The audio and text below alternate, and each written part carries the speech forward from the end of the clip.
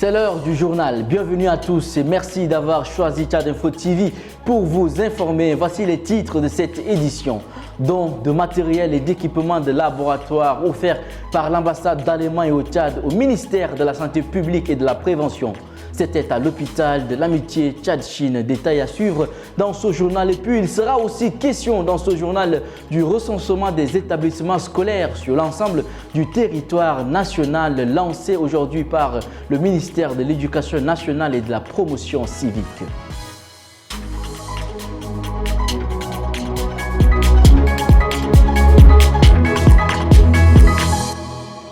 Mesdames et messieurs, bonsoir. Ce sont de matériels et équipements de laboratoire de biosécurité et des épidémies qui ont été reçus par le ministère de la Santé publique et de la Prévention ce mercredi.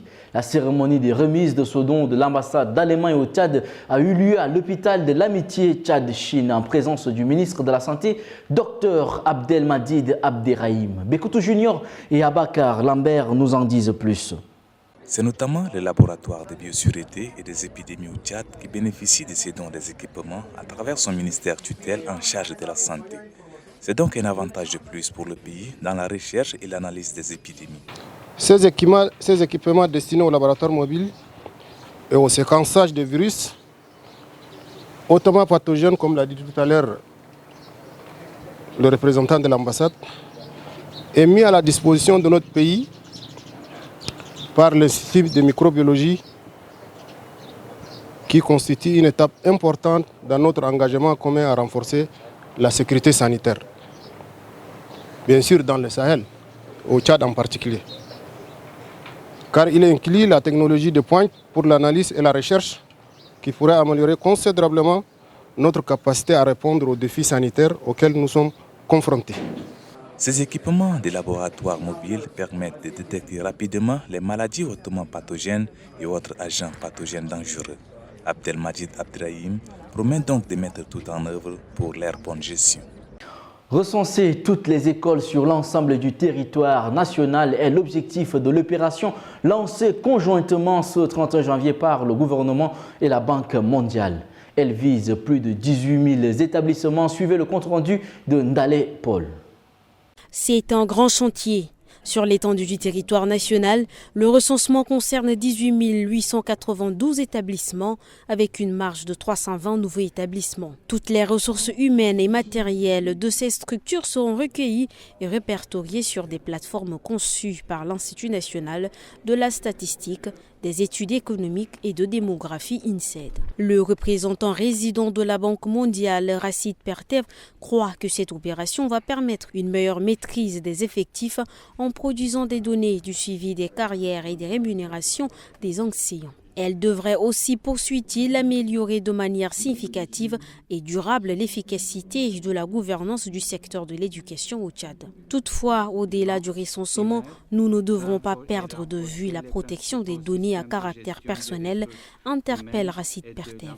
Lançant officiellement ce recensement, le ministre de l'Éducation nationale, Dr Ndolembaye Sadendi Sada, s'est tout d'abord penché sur quelques défis du système éducatif tchadien, comme les abandons de postes, les affectations en pleine année scolaire, la malgouvernance. À terme, projette le ministre, notre vision, notre ambition est de faire disparaître les nombreuses écoles en paillotes qui pullulent dans le pays, rendant très court le temps d'apprentissage de nos enfants, de faire place à des infrastructures favorables, à un environnement qui favorise le processus d'enseignement-apprentissage. Ce recensement qui permettra aussi de géolocaliser tous les établissements scolaires est lancé dans le cadre du projet d'amélioration des résultats des apprentissages en éducation de base. Ce matin s'est tenue la cérémonie de contractualisation et déploiement de 600 volontaires nationaux de la 12e cohorte. Cette cérémonie est organisée par Envolt, Agence nationale de volontariat au Tchad et ses partenaires. Les détails avec Masna, Séverin et Bonaventure Ralombaï. Après les 600 déployés il y a 6 mois, 580 autres volontaires seront répartis dans des différentes institutions publiques et privées à compter de ce jour. Et cela se fait dans le cadre du projet de l'autonomisation à la participation au développement socio-économique des jeunes au Tchad. Oui, c'est possible de donner de l'emploi aux jeunes Tchadiens. Et c'est là notre défi commun. C'est aux jeunes qui bénéficient de cette opportunité de savoir en profiter. Mesdames et messieurs, distingués invités, on ne le dira jamais assez, la jeunesse est le fer de lance de la nation. Elle est le béton qui permettra la refondation intégrale de notre pays. Ainsi, si la jeunesse opte pour la paix, le Tchad sera en paix. Si la jeunesse opte pour l'unité, le Tchad sera uni. Si la jeunesse veut le développement, le Tchad se développera. À ce lancement de déploiement de la seconde vague des volontaires, le ministre de la Jeunesse promet que l'État soutiendra ce projet.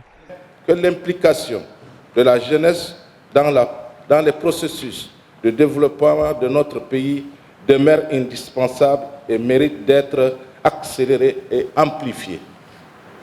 Comme réponse à ces nombreuses inquiétudes, la création de l'Agence nationale de volontariat du Tchad en vol vient à point nommé car il répond aux problèmes de développement du Tchad à travers une implication qualitative et quantitative des jeunes.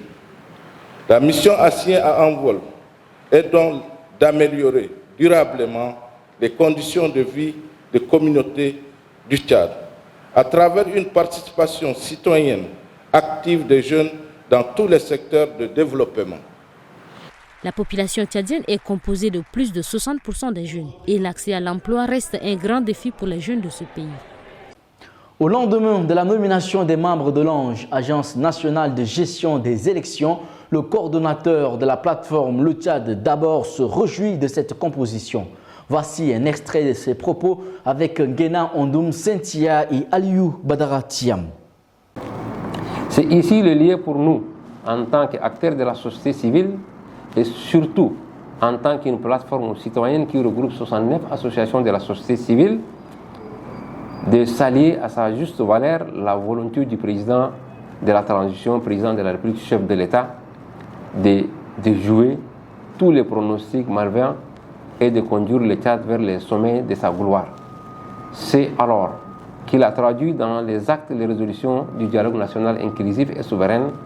De même, il faut saluer la haute qualité, les profils des choix, l'expérience avérée et la diversification des membres nommés à ceux de l'exécutif de l'ANGE au nom de la plateforme citoyenne l'État d'abord. Je me réjouis de ce que toutes les sensibilités au rang desquelles la société civile soit également représentée dans cette institution de gestion des élections. L'actualité en bref de ce mercredi est une compilation des informations phares de la journée présentée par l'équipe de rédaction. Suivez. Donc l'actualité en bref ce mercredi, la Russie construira une base militaire russe en Centrafrique où le nombre de militaires russes qui contribuent à la formation de l'armée et à la lutte contre les groupes rebelles a presque doublé depuis septembre 2023, a rapporté Bloomberg mardi 30 janvier, citant un conseiller du président centrafricain Faustin Archange Touadéra. Ce dernier a également révélé que le nombre de militaires russes en République centrafricaine a presque doublé depuis septembre 2023 pour atteindre près de 2000 hommes, ce qui montre que la coopération avec la Russie en matière de sécurité s'est intensifiée.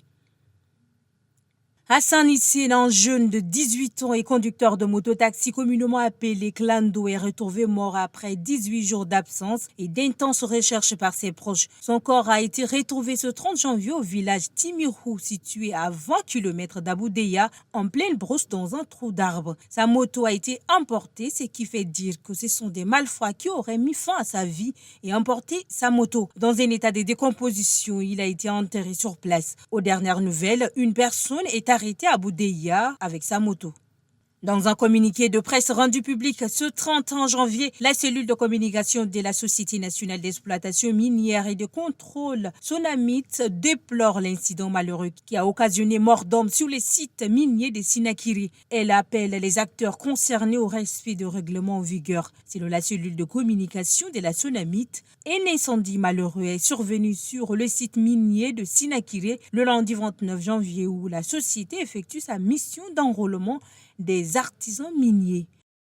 Pour clore cette actu en bref, Dr Succès Masra a reçu en audience le commissaire européen chargé de gestion des crises, Janez Lenarčič, conduit par le représentant résident de l'Union européenne au Tchad, l'ambassadeur Kurt Cornelis. Au cœur des discussions, la situation des réfugiés soudanais à l'est du Tchad. Face au défi de la gestion de la situation humanitaire à l'est, couplé au défi majeur de retour à l'ordre constitutionnel, le gouvernement tchadien a appelé ses partenaires techniques et financiers à la rescousse. Dans ce sens, l'Union européenne, partenaire clé pour le développement, a dépêché une émissaire pour une visite de travail.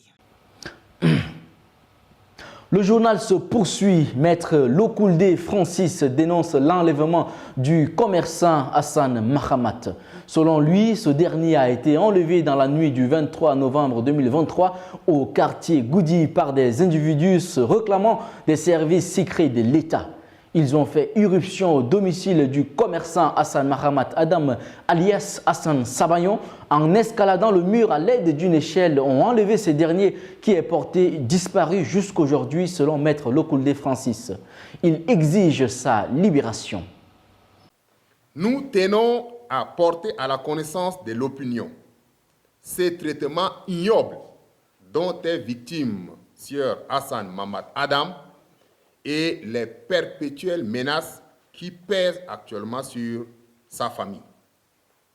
Quelle que soit la faute que l'on reprocherait à Hassan Mahamat Adam, il est de bon droit qu'il soit présenté aux autorités judiciaires à l'effet qu'il réponde de ses agissements devant la loi.